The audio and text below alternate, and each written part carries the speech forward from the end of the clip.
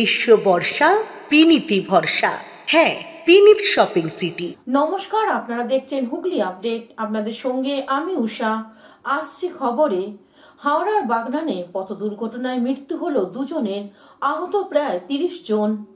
বৃহস্পতিবার সাত সকালেই এক মর্মান্তিক পথ দুর্ঘটনায় দুজনের মৃত্যু হলো, প্রায় 30 জন জখম বলে জানা গিয়েছে এদিন সকাল 6:30 নাগাদ হাওড়া বাগনান থানা এলাকার বাগনান লাইব্রেরি মোড়ে শ্যামবাজার যাওয়ার জন্য একটি বেসরকারি বাস যখন শ্যামবাজার যাচ্ছিল, তখন 16 নম্বর জাতীয় সড়ক ধরে কোলাঘাট গ্রামে একটি স্টোনচিপ বোঝাই ডাম্পার আড়াআড়ি ভাবে ধাক্কা মারে। কোনো সিগন্যাল মানেনি বলে জানিয়েছেন স্থানীয় বাসিন্দারা। এদিন এই দুর্ঘটনায় খবর ছড়িয়ে পড়তে বাগনান হাসপাতালে আসেন বাগনান কেন্দ্রের বিধায়ক অরুণাভ সেন। জরুরি ভিত্তিতে জখমদের চিকিৎসার ব্যবস্থা করেন। জানা গিয়েছে জখমদের মধ্যে 6 জনের অবস্থা অত্যন্ত সংকটজনক। বাকিদের বাগনান এবং উলুবেড়িয়া শরৎচন্দ্র চট্টোপাধ্যায় মেডিকেল কলেজ হাসপাতাল ও স্থানীয় নার্সিংহোমগুলিতে ভর্তি করা হয়েছে।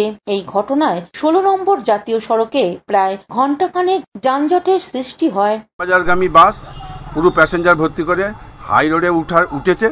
সেই মুহূর্তে মুষলধারে বৃষ্টি হচ্ছিল। কোলাঘাটের দিক থেকে একটা লরি তার পেটে ধাক্কা মারে এবং গাড়িটা পুরো তছনছ হয়ে যায়। ওখান থেকে সমস্ত পেশেন্টদের রেস্কিউ করে আমরা বাগনা হসপিটালে নিয়ে আসি। হসপিটালে 2 জন মারা যায়।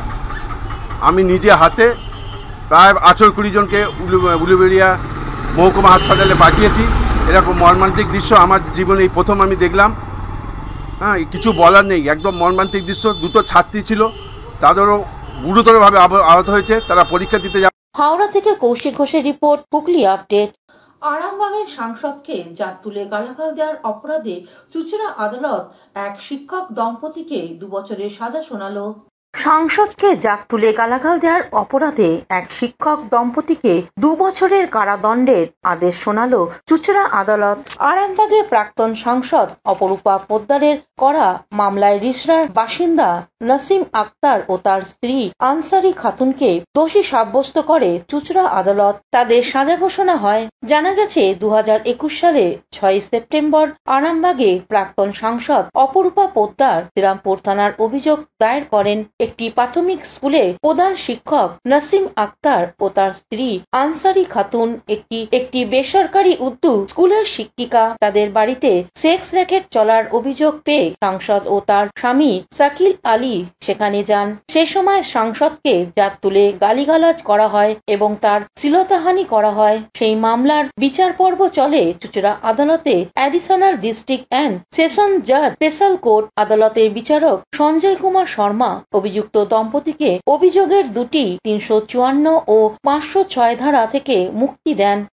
3 এক্সোসিটি SC/ST অ্যাক্টে তাদের দোষী সাব্যস্ত করেন। আদালত থেকে যাওয়ার পথে দোষী দম্পতি কি জানাচ্ছেন শুনবো।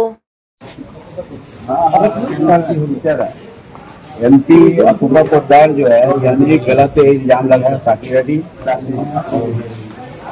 ऐसा क्यों लगाया? वहाँ पे एक बिल्डिंग हुई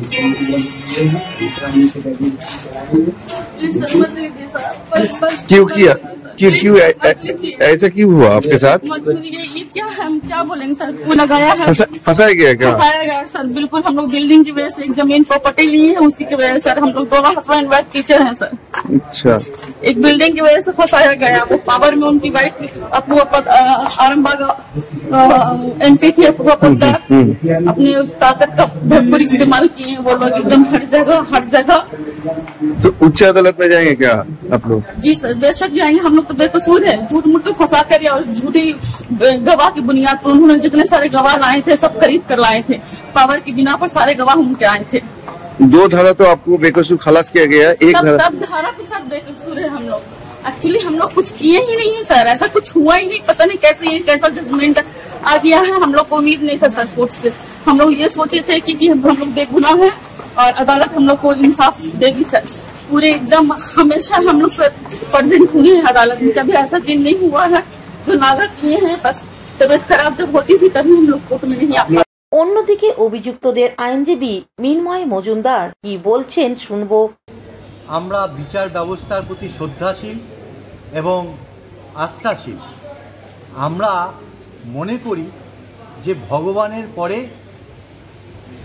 বিচারকের স্থান, তো সেই কারণেই আমরা বিচারককে ঈশ্বরের স্থানে আমরা বসিয়ে সম্মান এবং শ্রদ্ধার সঙ্গে আমরা বিচার ব্যবস্থার অংশ হিসেবে কাজ করি। আজকের এই যে মামলা, এই মামলায় মহামান্য যে আদালত আজকে যে রায়দান করেছে তা অত্যন্ত অপ্রত্যাশিত এবং দুর্ভাগ্যজনক। তৎসত্ত্বেও আমি বিচার ব্যবস্থার প্রতি শ্রদ্ধাশীল এবং আস্থাশীল। এই যে আজকে আদালত এই রায় দিলেন, এর ঘটনা হচ্ছে যে তৎকালীন সাংসদ আরামবাগের অপরূপা পোদ্দার তিনি একটি অভিযোগ দায়ের করেছিলেন শ্রীরামপুর পুলিশ স্টেশনে। সেখানে বলেছিলেন গত 6/9/2021 তারিখে রাত 10:30টার সময় তিনি এই নাসিম আক্তার আনসারি এবং আনসারি খাতুনের যেখানে থাকেন সেখানে পৌঁছন। তার কারণ তাকে জানানো হয় যে সেখানে সেক্স র্যাকেট চলছে।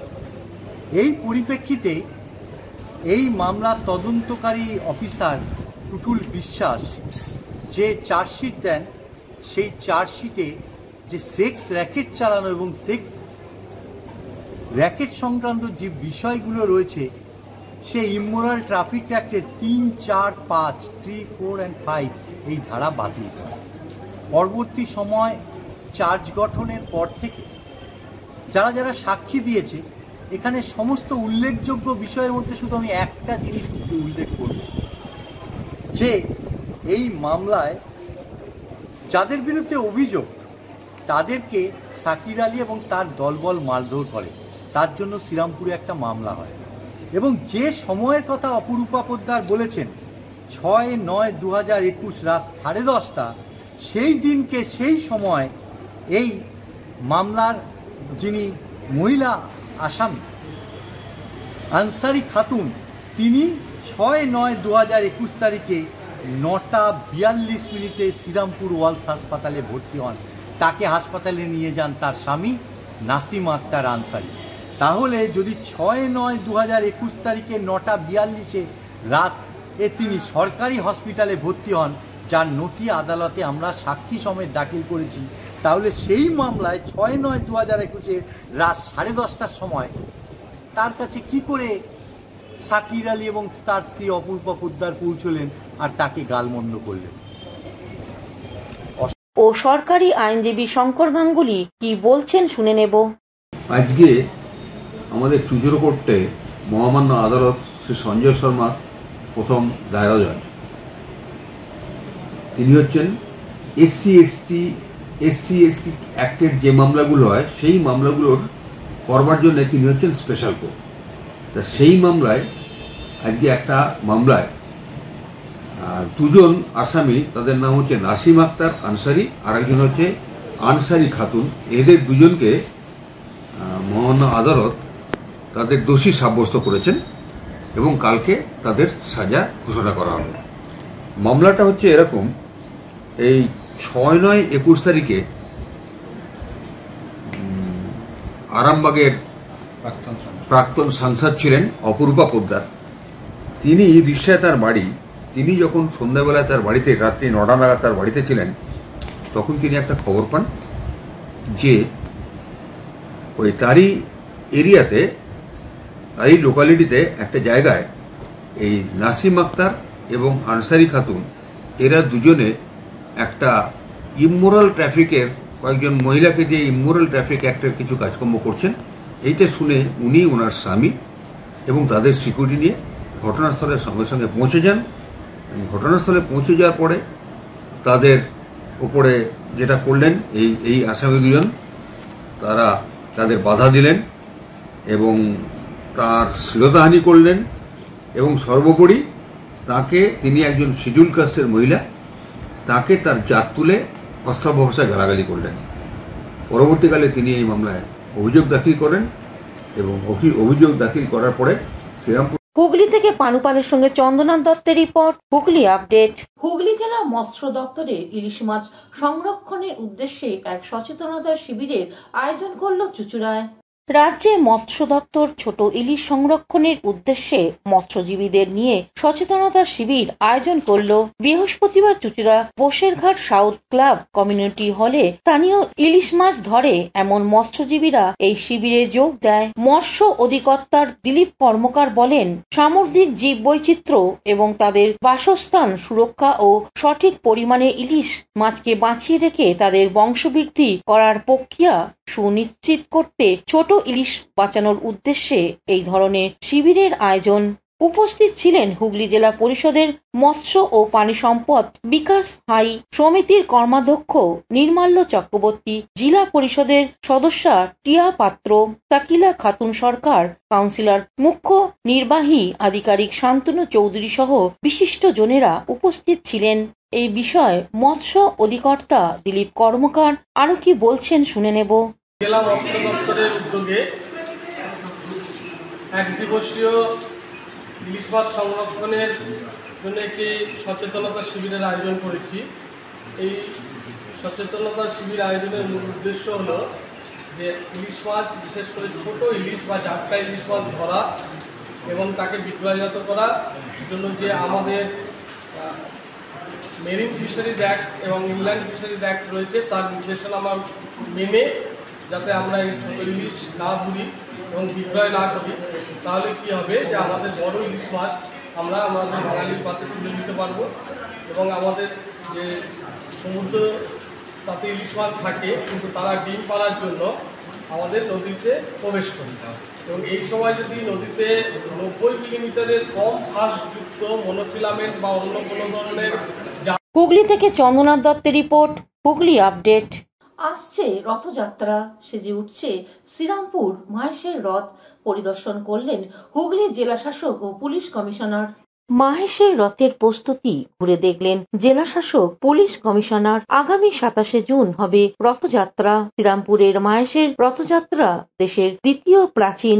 এবছর 629 বর্ষে পড়েছে। রথযাত্রায় প্রতি বছর হাজার হাজার ভক্ত সামিল হন। এবারও তার অন্যথা হবে না। তাই আগেভাগে রথের প্রস্তুতি খতিয়ে দেখছেন জেলা প্রশাসনের আধিকারিকরা। শ্রীরামপুরের রথের যাত্রা যে পথে হয় সেই জিটি রোডের উপর সবকিছু ঠিক আছে কিনা দেখেন আধিকারিকরা। পরে মাহেশ জগন্নাথ মন্দিরে সেবায়িতদের সঙ্গে স্থানীয় জনপ্রতিনিধিদের নিয়ে বৈঠক করেন তারা। ছিলেন জেলাশাসক Mukta Arya, Chandannagar police commissioner Amit P Jabalgi, চাপদানির বিধায়ক অরিন্দম গোইন, ডিসিপি শ্রীরামপুর অর্ণব বিশ্বাস, শ্রীরামপুর পৌরসভার chairman Giridhari Saha. Police commissioner এ বিষয়ে কি জানাচ্ছেন শুনবো। অন্যদিকে জেলা শাসক কি বলছেন শুনে নেব। যারা স্টেক হোল্ডার যাকে বলা হয় বা প্রশাসন থেকে যারা এটাকে ইন্সপেক্ট করে, যেমন আজকে ডিএ ম্যাডাম এখানে আছেন, চেয়ারম্যান মিউনিসিপ্যালিটি আছেন, এমএলএ সাহেব আছেন এবং পুলিশ কর্তারা আছেন, এলসিটি এবং পিডব্লিউডি দপ্তর থেকে এখানে উপস্থিত আছেন। আমরা দু তিনটা জিনিস দেখছি এখানে। মানুষের যে ভিড় হয় এখানে ওদের কোনো অসুবিধা না হয়।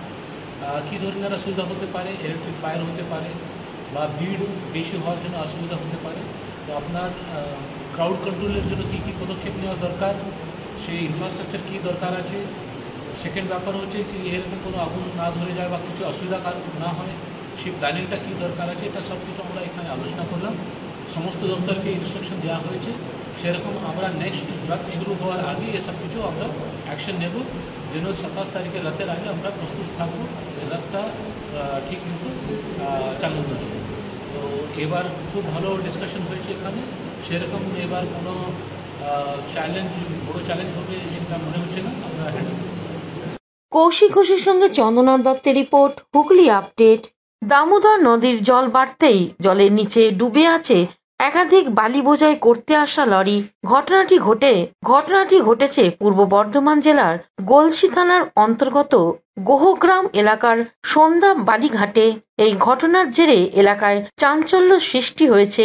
জানা গেছে গতকাল রাতে দামোদর নদেতে বালি বোঝাই করতে আসা বহু লরি যাদের বালি বোঝাই হয়ে যায় তারা নদী থেকে বেরিয়ে যেতে সক্ষম হলেও নদীর ঘাটে আটকে পড়ে প্রায় 15টি lorry.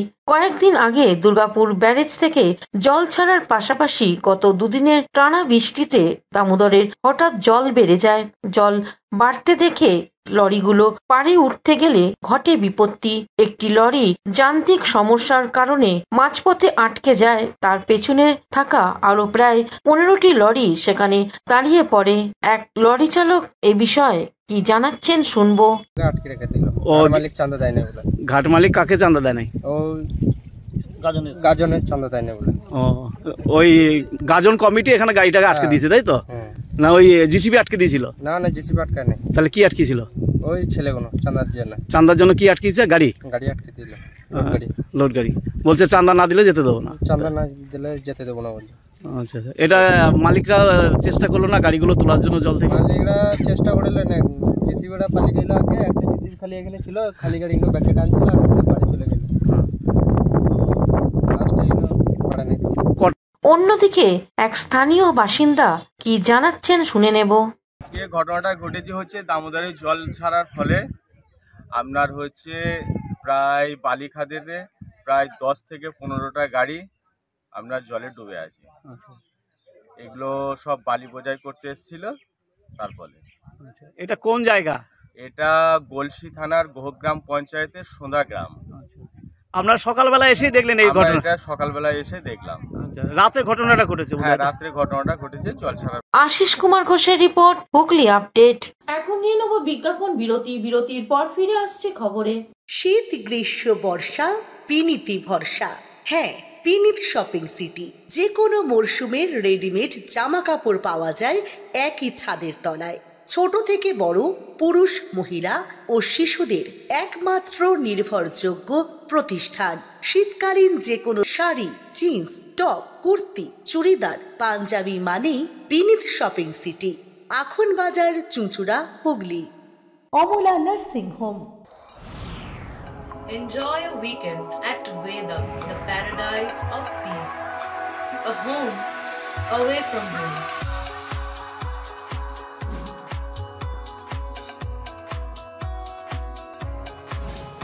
See yourself resonating with the nature. Vedam welcomes you to create your best memories. বিরতির পর ফিরে এলাম খবরে। নবম মালখাম দিবস পালন হয়ে গেল হুগলির জঙ্গলপাড়ায়। পশ্চিমবঙ্গে বিভিন্ন জেলায় যোগাসনের চাহিদা বাড়ছে। বর্তমান প্রজন্মের ছেলেমেয়েরা যোগাসনমুখী হয়ে উঠছে। যোগাসনের মধ্য দিয়ে শরীর মন তাজা থাকছে, সুস্বাস্থ্যের অধিকারী হয়ে উঠছে কিশোর কিশোরীরা। যোগগুরু ডক্টর লোকনাথ নাথ সবসময় জেলার বিভিন্ন প্রান্তে যোগাসন করছেন, পৌঁছচ্ছেন বিভিন্ন দেশে। সম্প্রতি হুগলি জঙ্গলপাড়ায় মালখাম দিবস পালন হয়ে গেল। তারই কিছু চিত্র ধরা পড়ল আমাদের হুগলি আপডেটের ক্যামেরায়। তার সঙ্গে তার শিক্ষক, প্রশিক্ষক, তার পরিবার সবাই থাকে। দেখছেন, বেশি দিন হয়নি, একদম ভয় পাবেন না। যারা যোগাসন করে তারাও মালখামে করতে পারবে। মালখামেও চাকরি আছে, আমাদের বাংলার সরকারও চাকরি দিচ্ছে এবং ভারত সরকার 15 লাখ টাকা দিচ্ছে।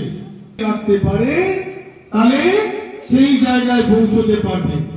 মালখাম 6 জুলাই যে ছেলেমেয়েদের অভিভাবকদের বলছি আপনারা অংশগ্রহণ করবেন, সুদীপ্তর কাছে নাম জমা দেবেন। Bureau report, Hooghly update. তৃতীয় থিয়েটারের জনক বাদল সরকারের জন্মশতবর্ষ পালন হলো চুঁচুড়ায়। তৃতীয় থিয়েটার একটা দর্শন, একটা দৃষ্টিভঙ্গি, একটা একটা ভাবনাধারা, এমনটাই নাট্যকার বাদল সরকারের কাছ থেকে শোনা গিয়েছিল। তৃতীয় থিয়েটারের জনক বাদল সরকারের জন্মশত বর্ষ পালন করল শংসপত্র কিনসুরা। বিভিন্ন অনুষ্ঠানের মধ্য দিয়ে হুগলি কাপাসডাঙ্গা সতীশ সেন বিদ্যাপীঠের মুক্তমঞ্চে বাদল সরকারকে শ্রদ্ধা জানালো। নাট্যকার ও অভিনেতাকে এমনভাবে শ্রদ্ধা জ্ঞাপন করেছেন কিনা শংসপত্রকের জানা নেই বলে উদ্যোক্তারা জানালেন। বাদল সরকারের উপর তথ্যচিত্র, আবৃত্তি, নাটক, নৃত্য দিয়ে অনুষ্ঠানটি সাজানো ছিল। এই তো সবে শুরু, সারাদিন দেখব। তবে এটা একটা অভিনব প্রচেষ্টা যে বাদল সরকারের শতবর্ষে তাকে স্মরণ করে সারাদিন ব্যাপী যে 8টি নাটক হচ্ছে, অঙ্গন নাটকের চর্চা হচ্ছে, সেইটা আমার কাছে অভিনব ঠেকেছে। এবং হুগলি জেলায় আর কোথাও এরকম সারাদিন ব্যাপী হয়েছে বলে আমি জানা নেই। উত্তরপাড়ায় 3 দিন ব্যাপী হয়েছে, কিন্তু সেটা সান্ধ্যকালীন, সারাদিন ব্যাপী হয়নি। আরও বিভিন্ন জায়গায় বাদল। হুগলি থেকে শ্যামল সিনহার রিপোর্ট, হুগলি আপডেট। এখনকার মতন খবর এই পর্যন্তই। প্রতিদিন দেখুন হুগলি আপডেট। নমস্কার।